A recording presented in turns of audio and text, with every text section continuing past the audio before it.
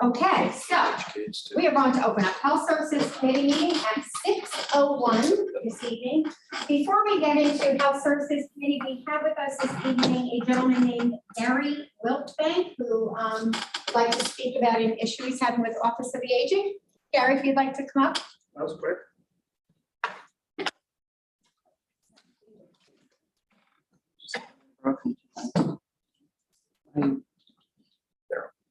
Evening. I'm Gary Wiltbank, resident of Catskill, town of Catskill for 37 years. Grew up here. We saw these two issues here. The first one was not planned for several years now. I have attended a few meetings the last couple months. I've been extremely impressed and grateful for the legislators who have stood up, showing some fiscal restraint. I'm not saying programs are not necessary, but there is an end to some of the stuff. And I appreciate the concern of answering questions. Michael did it last time about a child or transportation or something. Just look at options. It's not an endless well. I appreciate the efforts there. Second issue is not so pleasant. I've had some issues with Department of the Aging, Office of the Aging. Dementia issues run in my wife's family. My wife was diagnosed with dementia issues over 8 years ago. Her brother was in a nursing home at age 57. Her mother had it. I knew what was going on. At one point, I was talking to an administrator at Golden Hill in Kingston, where the brother was. Suspected where my wife is headed, everything. What's the procedure if a nursing home is necessary, whatever? They're not just movie motels where you pull up and check in. The advice I was given, you talk to the Office of the Aging, see the protocol and the procedure, depending what stage you're on. I stopped in August of 2016. I was told Connie Bentley was not present at the time. Could she call me? She did. She called back a short time later. I discussed the issue that was going on. I said, what is the procedure? How's this go on? The lady at Golden Hill said, unless you have deep pockets, you start the Office of the Aging, and there's a protocol. I wasn't looking for anything. I was looking away, prepare for the future, which ended up. My wife was diagnosed with Alzheimer's, dementia issues in August 2014. She passed September 2nd this year. Kept her home. I dealt with it. We're all being affected by this disease. Some of them affected more than others. We're all paying for it one way or the other. The medical field tells us the numbers will triple in the next 10 years. How they know, I don't know, but it's the reality. I was looking to prepare myself. How do you handle this deal? What is the possibilities? I was told by a woman who I never was Connie Bentley, have you filled out a consent form yet? I said, no. What's that for? I said, I've just looked for information. She said, that's so we can share your information with other agencies in the state. I figured, okay, I'll play the fool here. What would you share? Well, the example I was given, suppose you move to Rensselaer County next year. This way the work is already done. Okay, let this one go. My wife's disease progressed. I was in the office getting my license renewed in August of 2018. I think I'd stop over, just see if I could find some more information. I could see where it's going. She had progressed considerably. Again, it was not in, which is not a problem. The lady said I'll have her call you. She did. She called back a short time later. I said, I spoke to you a couple of years ago. You told me you were not allowed to speak to me without a consent form because of state law. Has that changed? She said, no, it hasn't. I asked for a copy of that law. She told me that'd be difficult. The state keeps changing things. Translation, her job description, she can't find it. I told her I was disappointed. I was told these agencies are in place when people have problems in time of need, and you're not helping me a bit. She told me she resented that statement. They help a lot of people. Quote, we have 4 unions operating in this building, unquote. Who was she working for? The taxpayers or the unions? My next question was to her, is this it? She says, yes, unless you want to fill out a consent form. I said, okay. I said, she would like a copy of that. She said, well, it's not going to happen. State keeps changing things. I again requested a copy of the state law that she claims to be present, and a copy of what changed in this law between August of 2016 and 2018. Perhaps she was telling the truth. Perhaps she wasn't. And how many of us have been affected by this procedure, or will it be down the road?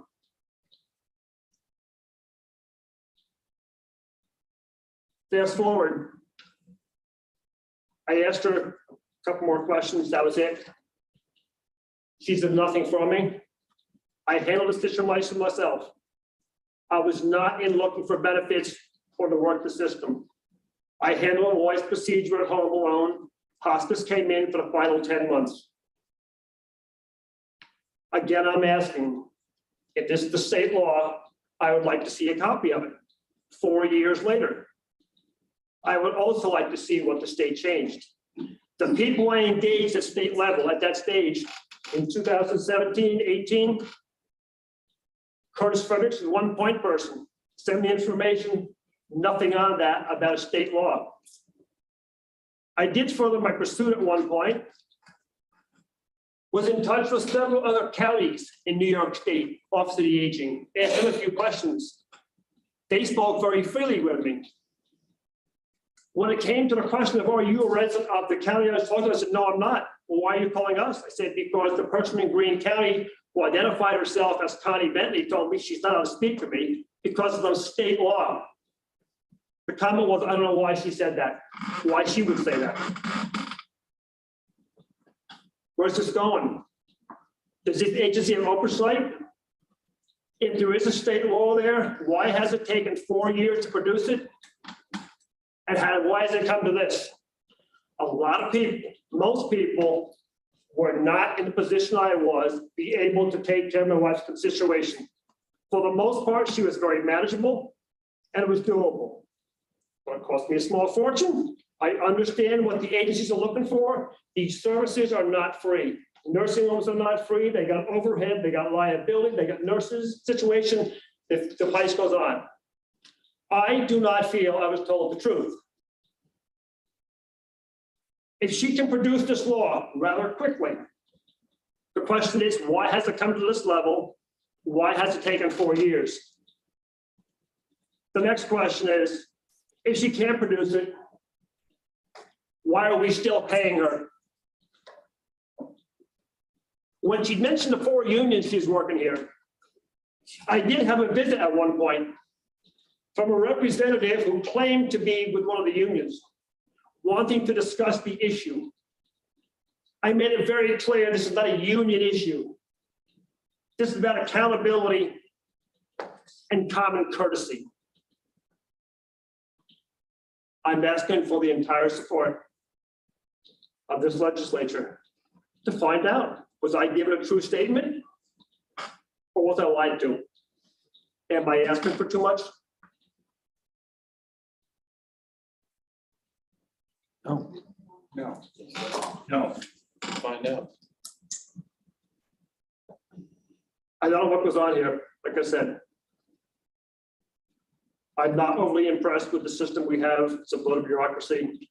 I was extremely impressed with what I saw in the meetings on the fiscal constraints. But what's going on in these agencies, I don't know. If it's a law, I have no problem with that. But other counties in this state spoke to me freely in the questions I asked. Yet the people who are being paid with my tax dollars and your tax dollars, most likely to the day they die, are they going to be allowed to tell lies if this was a flat out lie?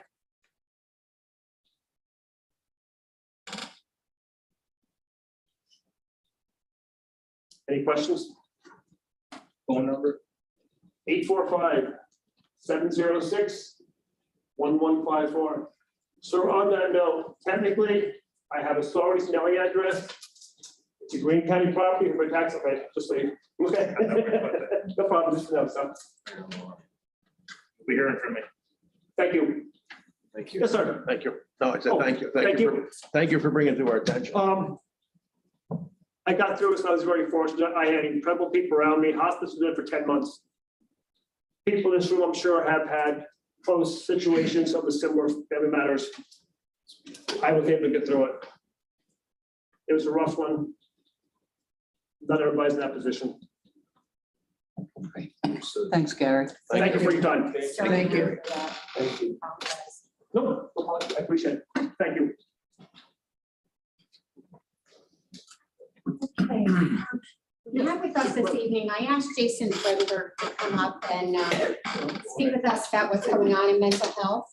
Last time he was in front of us, it wasn't so good. It looked kind of dismal, but better news this evening. Hi, everyone. Hi. So yeah, when I was up here a few months ago, I was explaining that, for the first time in my memory of mental health, we had to sort of slow down the flow of clients coming in the front door because we were so short-staffed. But we've been able to fill some of the vacancies. We still have one vacancy remaining, but we've been able to start to open the front door again. We've always accepted. We've still kept up our contracts with the schools, working in the schools and seeing the kids there. And we've also still accepted all people coming out of the hospital. By regulation, we have to see those folks, but people that were non-acute that were coming into the clinic were the ones that we had to sort of put the brakes on. But we've been able to start to open up that door again. And we still have one vacancy that we're advertising for now, and we're hopeful that we'll get that filled, but we've been able to hire a few people. We have some interns on staff right now as well. And so we're in a much better position right now. And, so our staff has reached out for those folks that during the time that we were holding off on taking new clients, for those that weren't referred out somewhere else or didn't want to, and they chose to just wait on the list. We did check in on them periodically, but in recent weeks, we've been reaching out and actually scheduling them. So they are finally getting the door now. So we're really pleased that we're in a situation where we can start to function again more normally. So I just Good news. share that. Yeah, it's really great. And I have to give a shout out to my staff because it's been pretty stressful, and they've really pushed through this. And I think they were appreciative of the understanding that we were really maxed out and overwhelmed for a while. And I think that this break really helped in so many different ways. And we're all glad to be back to a normal state again as well. Jason, what's the percentage of your clients that still choose wanting to do, teleconference or telehealth visit? That's a good question. I don't have that number, but I can get it for you. I can let you know what it is. We can probably run some numbers and find out. A fair amount of clients still. Still a fair amount? Yeah, it's I don't know the number, but it's quite a bit. We're still doing a lot of good sessions. Okay. Before you can go virtual, like Legislator Bueller just saying, do you have to do like an in-person meeting first before you can say to go to the internet or virtually? No, most services, no. There's only one for prescribers that are prescribing a specific kind of controlled substance, that there has to be one in-person session.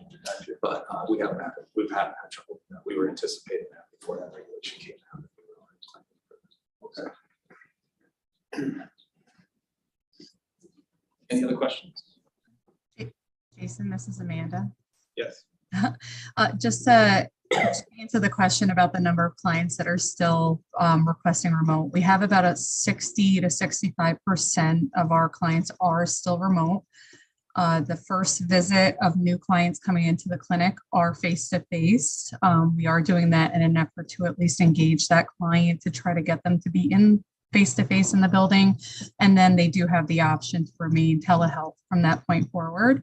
And as Jason stated, all prescriber visits, we are we are pushing those on a quarterly basis at a minimum to be face-to-face, because that is something that is a controlled substance requirement for some of those that are at least on Medicare insurances. So that is something that we are pursuing. Thank you, Amanda. You're welcome. Any other questions? Thanks for Thanks, the thank you. Jason. Thanks, Jason. Appreciate it.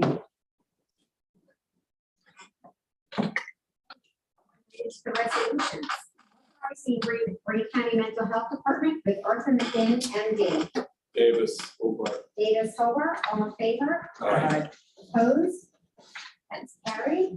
Authorizing agreement, Greene County Mental Health with 24th Street Psychiatry, PC. Davis. Bluebird Davis, all in favor?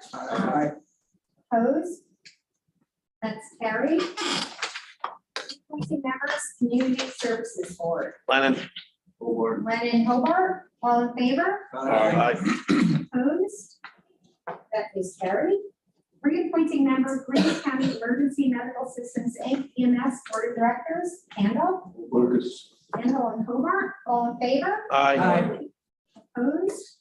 That is carried. Is there anything else to come before Health Services Committee this evening? Motion to close. Lennon Hobart, we are out.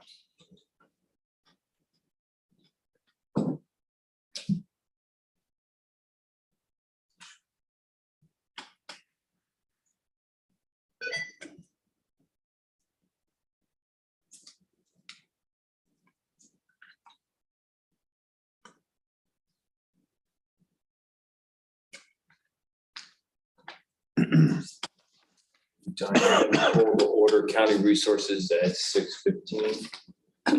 Before we go to our agenda items, we have a woman here this evening. She's been here before. This is Jennifer DeFrancisco. Her and the family are the owners of B&B Forest Products up in Carroll, New York, a very valuable business to our Greene County area. And she'd like to speak about some of the things going on with our forestry products. Yes, thanks. Thank you for having me tonight. A bunch of you saw me here. Oh, thank you. I'm glad I'm still welcome back after I was here talking about the trade war in 2018. That was the last time you all saw me. And we are doing, I want to say we're doing better. We just have different problems now. they're just spread out a little more. So in addition to my work at B&B Forest Products, which I proudly own with my family, I also own a logging company with my husband, Oak Valley Logging. And I am also the first ever female chair of the board of directors of the Empire State Forest Products Association. In 150 years of the association, they finally got a woman in there to fix things. So we represent over 100,000 employees in the forest products industry in all of New York. So one of the things that I do as the chair is I travel all over New York, talk about the different businesses within the forest products industry and try to educate people like you all about what we do. Just last week, I met with Commissioner Sagos with DEC and President Harris of NYSERDA to talk about the climate things, which is kind of what I'm going to focus on with you guys a little bit today. That's sort of our big elephant in the room with what's affecting our industry. But I do welcome you at any time to come reach out to me. I love giving tours. I've given tours to a couple of you who have been to our business and would agree that it's an impressive thing to see. So I'm happy to talk to you at any time about how this affects your particular towns. One of the handouts you're going to see that I gave you, I broke down Greene County forests by the numbers. I went through tons and tons of data from Cornell and from the National Forest Alliance and all sorts of sites to just give you these couple of bullet points. There are about 350,000 total forested acres in Greene County. 256,000 of them are considered timberland, which means it's marketable timber. Somebody could come in and log. About 214,000 of that is privately owned, or 84%. You're going to say, why is that even important? You're going to find out. An average of 7,000 people own that land in Greene County. It's an average land holding of about 30 acres. We obviously know people own a lot more than 30 acres and some less, but that's an average. The forest products industry is accountable for 1,700 jobs estimated in Greene County, that's on the books jobs, and $80 million in payroll last year in Greene County. So we're an important industry, one that you don't see a lot. That's by design. We're out in the forest, not in the public eye that much. Most of the people doing this job like it that way, and it's fine. So it's an important industry in Greene County. That's why I'm so adamant about talking to you all about it today. One of the things we like to say, well, I don't like to say it because it's awful, but we're going through a death by 1,000 cuts right now in the forest products industry. You all have heard the climate legislation, the CLCPA that passed, and now is in the process of the Climate Action Council and coming up with recommendations for how to handle it. And forest products have gotten left out. We know from basic science class in middle school that trees are renewable, trees regrow. If you cut trees, the rest grow better. That's basic science that's getting lost in the legislation. So one of the things that I'm just trying to educate people about is that biomass, which is what we call firewood. So that would deeply affect a lot of your constituents, even though they might not realize it yet. I don't think that news has caught up. Burning firewood would be taboo under the CLCPA if they enact it as the Climate Action Council is starting to. One second, please. And then also, even more importantly for our industry, a lot of our businesses power themselves with their own residual waste. Sawmills burn their sawdust to make their own energy. The paper company, I was up when I met with Commissioner Sagos, I was at International Paper in Ticonderoga. They power their mill exclusively on their own byproducts. And all of that would be not covered under the CLCPA as written right now. Yeah, we have passed 2 resolutions protesting Thank you. these bills. I appreciate that. You know, Thank you very much. and we all know that firewood is Yeah. part of this. And that firewood is a tricky subject because DEC would stand up and tell you that they're not going to take your wood stoves, but it's not written in the book. It's not, the way the law is written, your wood stoves are going to be the next thing to come. And the first thing will be taking businesses that are manufacturing businesses. Unfortunately, we don't have any in Greene County that power with their own residuals, but we have them right over the border in Schoharie County and Ulster County, Columbia County. There's tons of businesses that power themselves with their own sawdust. So the question would be, at all the DEC campsites, do they outlaw the use of burning wood for campfires? They're already working. They are. What about the outdoor furnaces? Outdoor furnaces would actually be the first to go, as opposed to, say, your small wood stove that you might have in your living room. Someone like me, I heat my house with an outdoor wood burner. I think, Mike, you do too. That would be one of the first things that would go along with the industrial applications. And I don't want to get super bogged down in firewood because there is that sticky, DC will just say, we're not talking about that, but they are. And I just want to kind of bring that up because whenever I address a local or county government, they say, well, what can we do about what the state's going wild? What exactly can we do for you? That's one thing that you can do, and you've already done it, and I appreciate that. The other thing that we're getting a lot of in the climate that I think thought deeply affected the county, and I wanted to bring it up, you'll see 2 other handouts, and I'm not gonna read through them all, but they are our opposition to a streams bill that's on the books. And what the streams bill would do, it would reclassify basically just about every stream in New York State as a protected stream. That is gonna make absolutely everything you try to do harder. So any of your constituents, anything even the county tries to get done, the streams will then have to be classified, permitted by DEC. DEC will go on the record as saying they are opposed to this because they're understaffed like crazy. So the permitting process already, like say for a logging job, you want to cross a classified stream, the permitting process takes about 8 months. So it's like living. As it is. Right? Yes, and I'm talking about non-watershed. No, I know, properties, but I'm yes. saying, just like. Because then you're dealing with DEP and that's you're dealing with New York City and that's even worse. But I know, I live in the water. so, but yeah, non-watershed related things, you're dealing with DEC permitting process. So that's something that's gonna really deeply affect your farmers anybody that's trying to do anything on their property that may have a trickle of a stream. The Catskill Creek runs through my property a week out of the year if we have a hard rain, and that's about it. And I would have a classified stream on my hands if this gets signed. So I did these 2 letter of oppositions you can read through at your leisure. I'm happy to go over them another time. I would encourage the legislature to put out your own statement on this law before it gets signed. If that's how it works. I guess that's how it works, right? So one of the other things, Mike told me keep it at 10 minutes, and he knows me for over 20 years. I don't know how he thought I was going to be able to do that, but Figured I'd try. I will definitely promise to do so. Our business, I'm proud of our business. Like I said, I've shown anybody that would come to it. We're on Route 145 in Caro. I'm happy to meet with you. I'm happy to set you up with a forest products business within your own towns if you want to talk to someone. I would just encourage you to look over these numbers, reach out to me with any questions. I operate an international business. We do, I don't know if these numbers are going to mean anything to you, but I'm going to say them anyway. We do over 5,000 containers overseas a year. We load the equivalent in Canadian trucks to take wood to be made into lumber into Canada.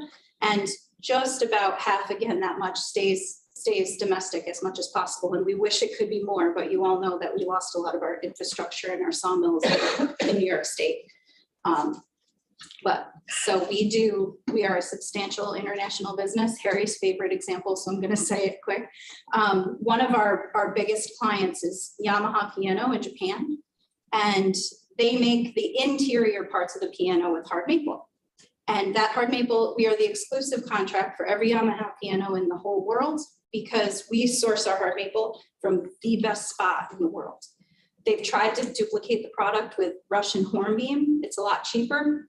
To even the most trained eye, it looks exactly the same, especially when it's sawed into pieces this big, but the sound is not the same. So I think that's kind of a cool example for how important forest products are. Like in the entire world, if you ever see a Yamaha piano being played that's been made in the last 20 years, the interior of that piano came from Caramere. So I think that's so cool.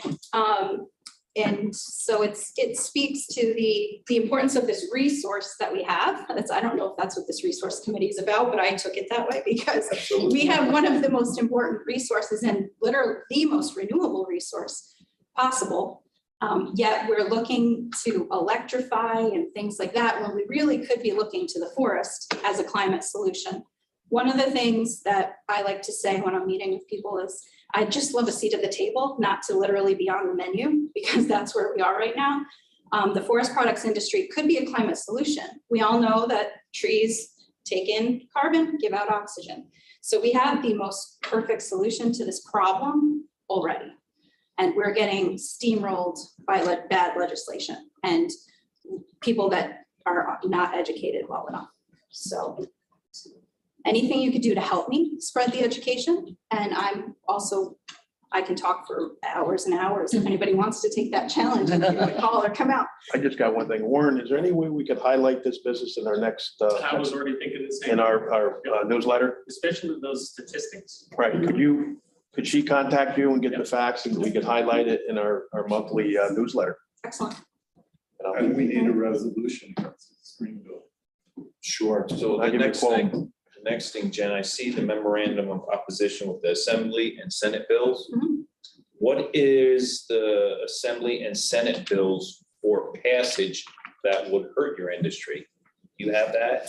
The actual bill numbers? Yes. They are on the top of the memorandum of oppositions. They have, you mean the numbers, right? Oh, right here, Yeah. 6652. These are the That's- actual bills. Those are the actual bills that are on the table right now.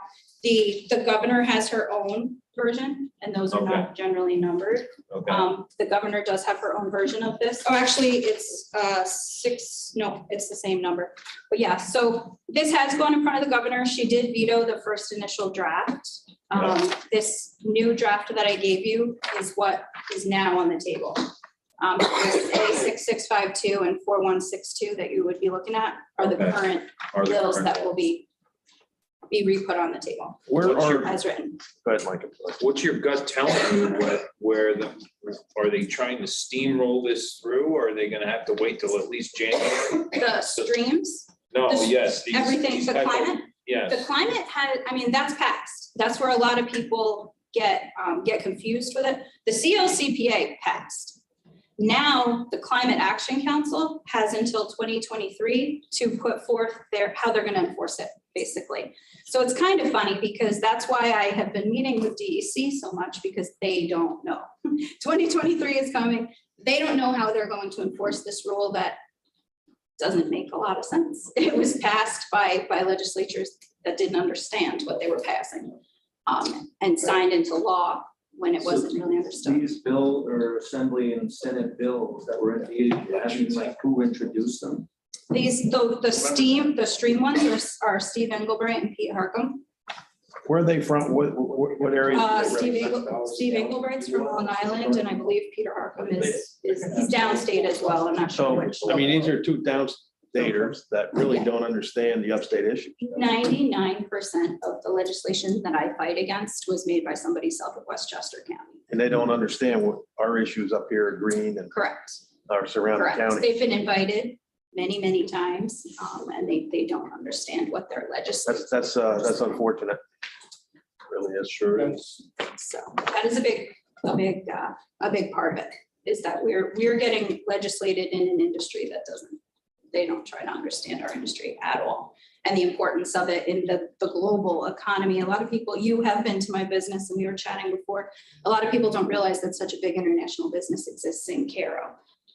And how many people we directly employ and indirectly employ, and how many millions of dollars. I think goes through our it's just more business. about promotion, because, I mean, this is a massive operation. And if whoever hasn't been there yet, please go, because it's phenomenal up there what these guys do. And it is just, I didn't realize how you were international. I just thought it was like kind of, United States, maybe Canada, but. And it's Cairo, not Cairo. Yeah. Cairo. Okay, thanks for the clarity. So you didn't say Cairo, did you? No, did I? if they, with this going forward, is there a real possibility that your big companies that you represent on the association will be closing up in New York and just going to another state? A week ago Wednesday, when I met with International Paper, Finch Paper, Wagner Lumber, every one of them went on the record as saying they would move their operation from New York State. What's the DEC? They already have, these are multi-thousands of employee companies Okay. that already have things set up. International Paper has a huge mill in South Carolina who has their arms open. Wagner and Bailey Lumber has their arms open in Pennsylvania, and New Jersey is doing the same thing. Finch Paper has holdings already in Michigan. So these are businesses that could easily pick up and move, and they did go on the record for the first time last Wednesday in our DEC meeting and say they would have to, because they cannot afford natural gas. Their backup is natural gas.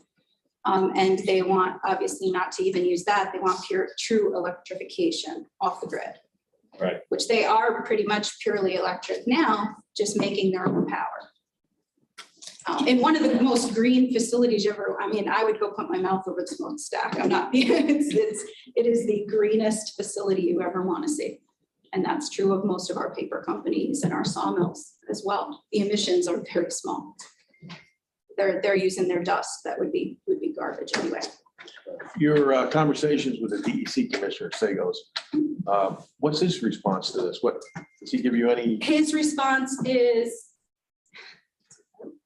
let me put my association hat on so that I don't incriminate myself now, maybe in behalf. His answer is that he understands our concerns. He cannot control the downstate legislature. Nobody can right now, is what we continually get told.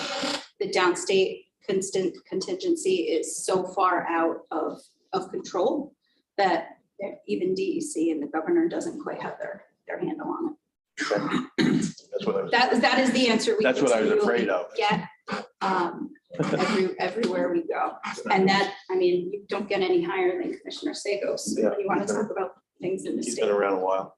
So he's a great advocate, I do have to say. His hands are more than tied. Would we, should we think about the resolutions we passed back a couple years now, making them current. For the climate community. Dust them off a little bit? Investment Act. Dust them off a little bit, make them current. Yes, and the send it back out again. Investment Act, it did, First one. is still on the table. Yes. And our Senator Michelle Hinchy is a co-signer of that.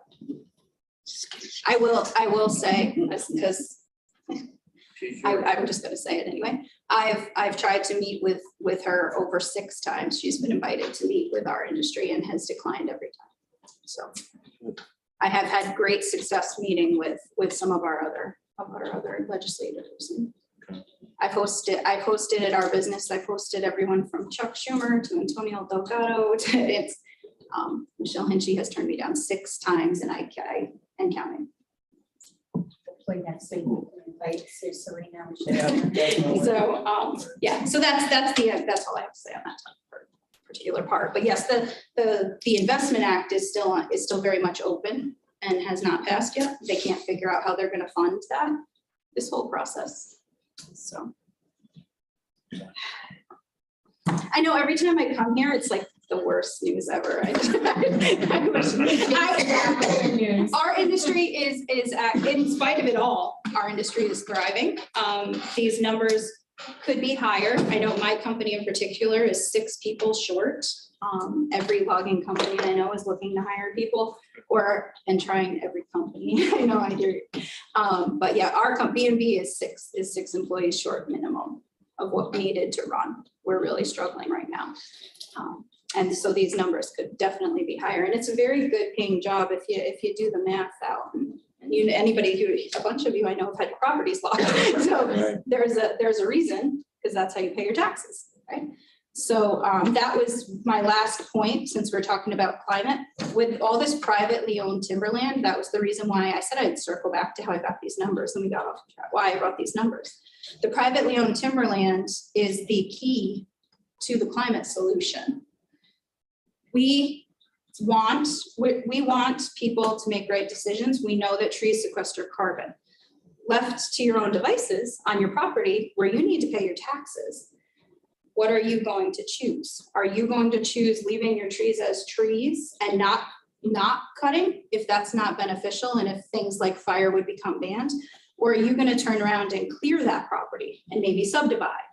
And there's definite positives to each, but if we're trying to have a climate solution, a smart climate solution, teaching people and educating our constituents about how to properly manage their land for years to come, several people cut their wood multiple times in their life cycle. Teaching people to properly manage their land is the #1 climate solution, rather than land conversion to other uses but people need to pay their taxes.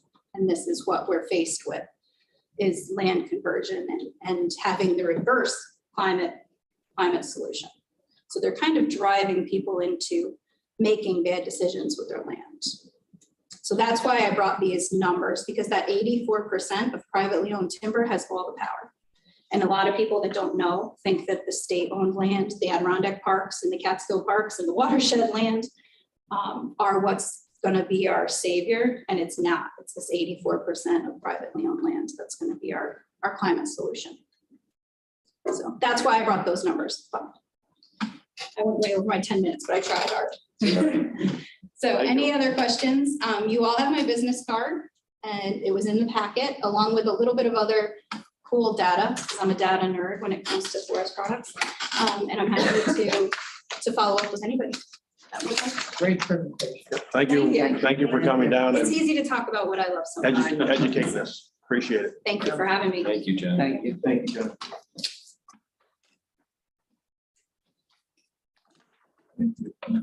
Just walk. And more than people have asked about south of 84 being its own state. Yeah. Thanks again, Jen. Thanks for the invitation. All right, we have 2 items here for action. First one is authorizing our public hearing for the agricultural district number 124, the 2022 annual review. That's to take place in, I believe, December 14th. I'll move that.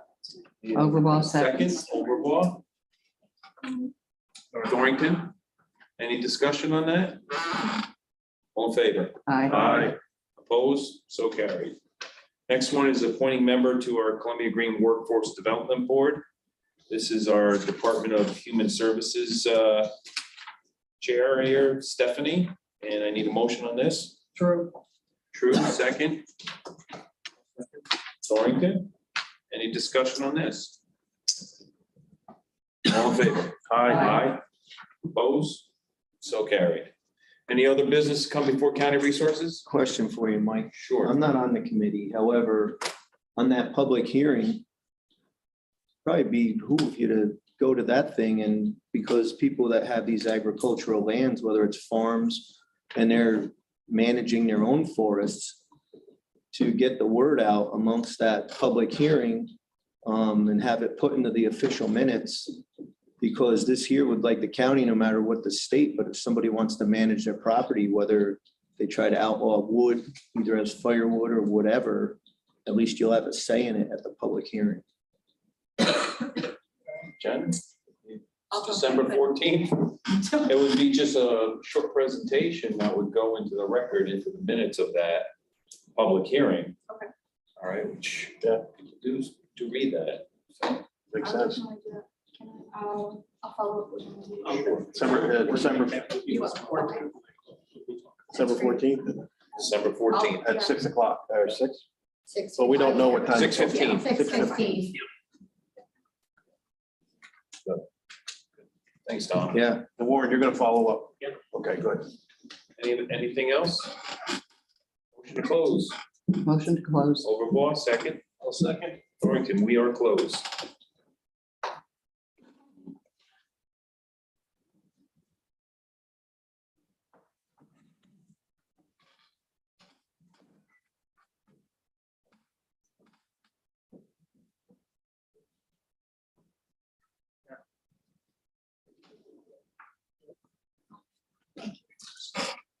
Good night, Jen. Say hello to everybody. I will. Good evening, everybody. I'd like to call the Public Safety Committee to order at 6:42 PM. With us tonight, before we get to the agenda items, we have Dan King from the 911 center. We're gonna talk about some of the grants and proposed items.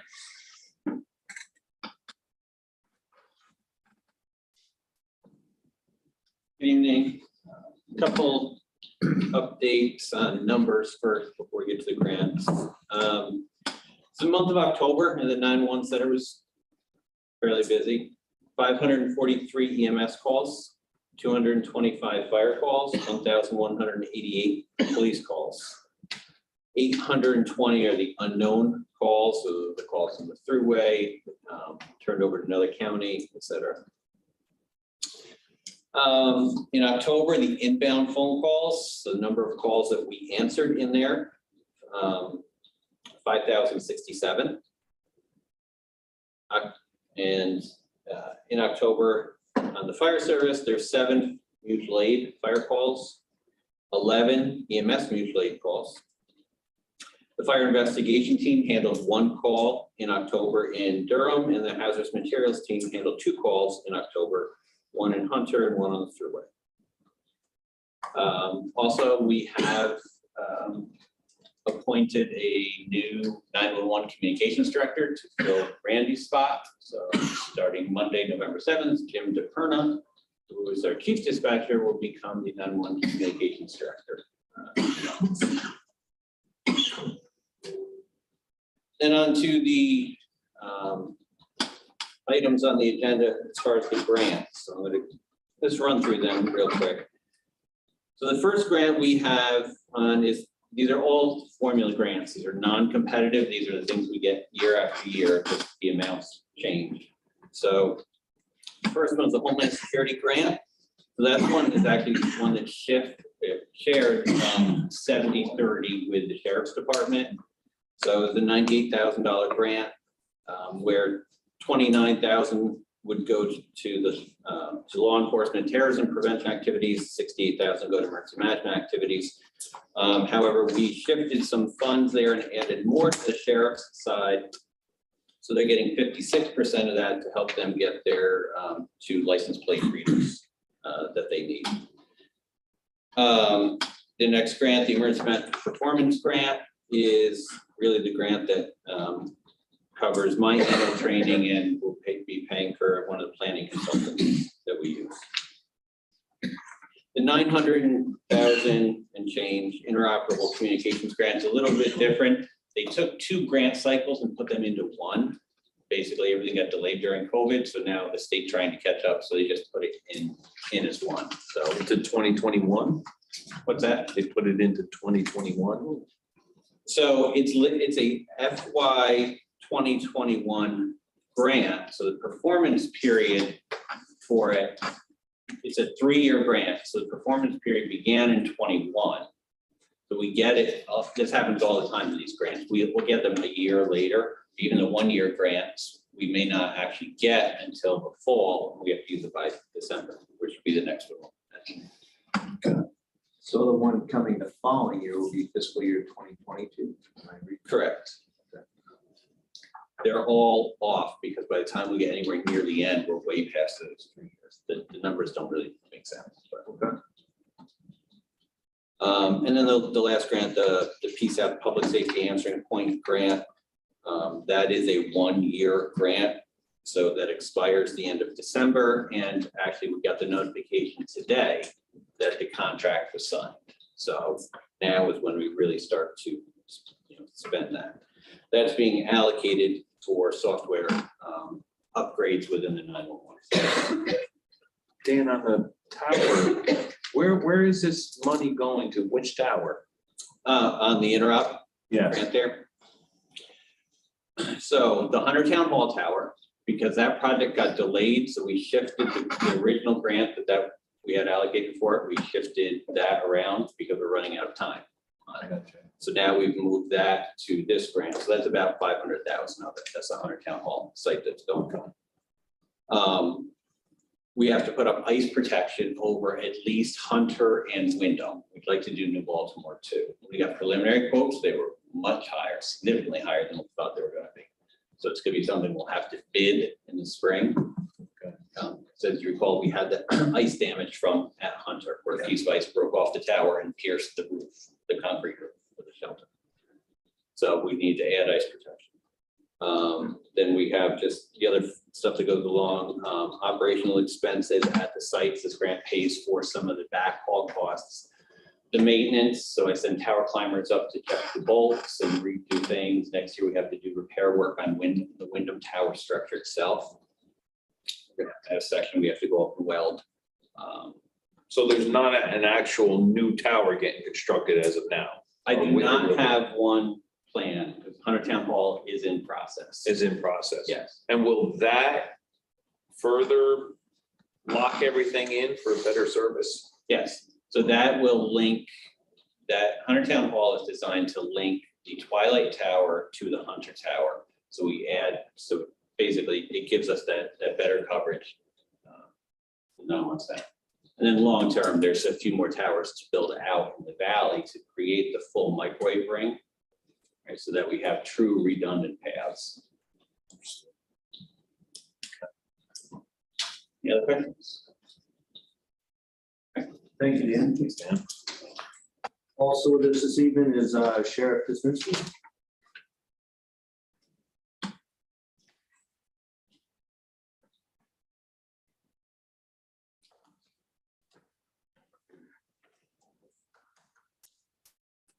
Good evening, everybody. For the numbers this month, we had 156 civil attempts, 90 civil papers served, 54 traffic tickets issued. We investigated 24 traffic accidents, made 20 arrests and 2 DWI arrests. We handled 477 calls for service, made 128 traffic stops, and issued 1 Narcan rescue kit. On October 1st, the starting jail population was 42. As of October 31st, it was 38, the higher for the month being 42. Corrections officers did 30 transports, traveling 1,023 miles, totaling 74 and a half hours, moving 36 inmates. And we have 1 state-ready inmate in our custody. Updates as far as what's going on in the office. Our car cameras have all been installed, and ITS along with ProVision are starting work on the servers and software next week.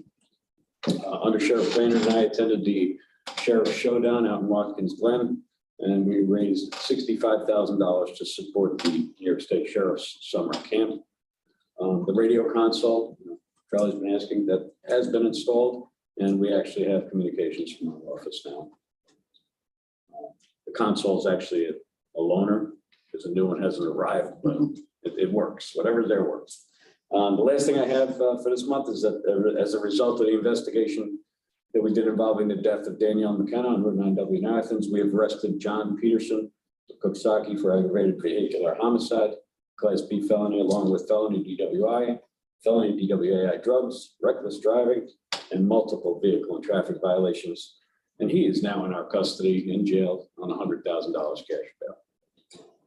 Been a busy month. Thank you. Questions? Like Pete, Watkins Glen, were you guys racing? Yes. Who's your best driver? With the president? There was a company drive New York, brought cars. Okay. It was pouring rain, so I didn't, I chose to sit that one out, but Adam took a few laps. Yep. And spun out, and we didn't wreck anything. But it worked out good. It was a great fundraiser for the kids. I think we had 27 sheriffs participating.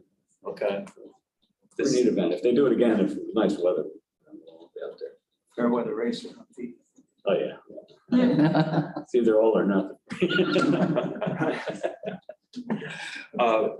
Pete, the last item, last month I had asked you about, has there been some solutions for your pistol training courses within Greene County that would free up their people's ability to get there?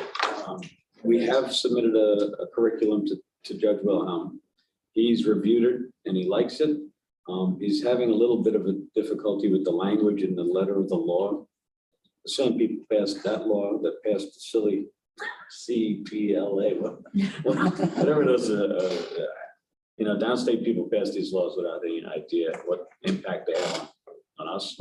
So if we can get through that, he sent the message through the 3rd Judicial District trying to make sure that he has the ability to accept that program. Even the law says it has to be approved by DCJS and the state police. So DCJS and the state police, they don't have to have their curriculum out till July of 2023. So they made an exception that the local licensing authority can accept a course that meets or exceeds the requirements of the state course. So the state put out a list of, I don't know, I think it was 12 modules, 16 hours of training. So the Albany County's taking it already, and I believe Columbia is looking at it.